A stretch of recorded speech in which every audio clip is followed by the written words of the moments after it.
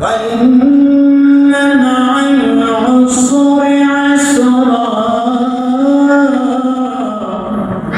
إن مع العسر يسرا فإذا فرغت فانصب وإلى ربك فارغب আল্লাহ বলেন ওইটা বুঝে গিয়েছি।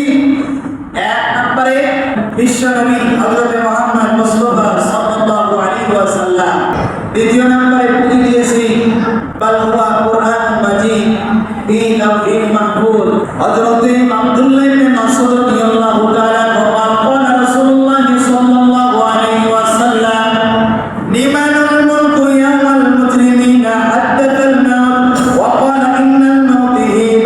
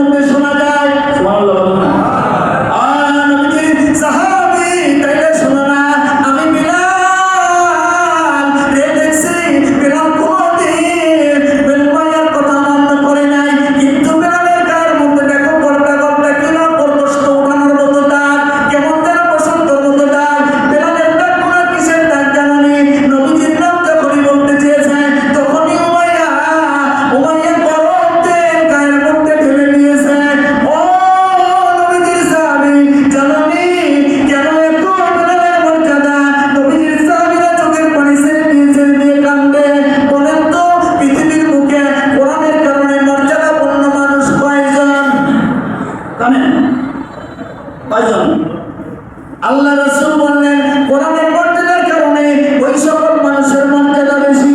এক নম্বর আলেম, দ্বিতীয় নম্বর মুআজ্জিন, তৃতীয় নম্বর শহীদ, দ্বিতীয় চতুর্থ নম্বর ওই খানা কবর কেলাম যারা ধরছে এদের মর্যাদা আল্লাহর কাছে বেশি।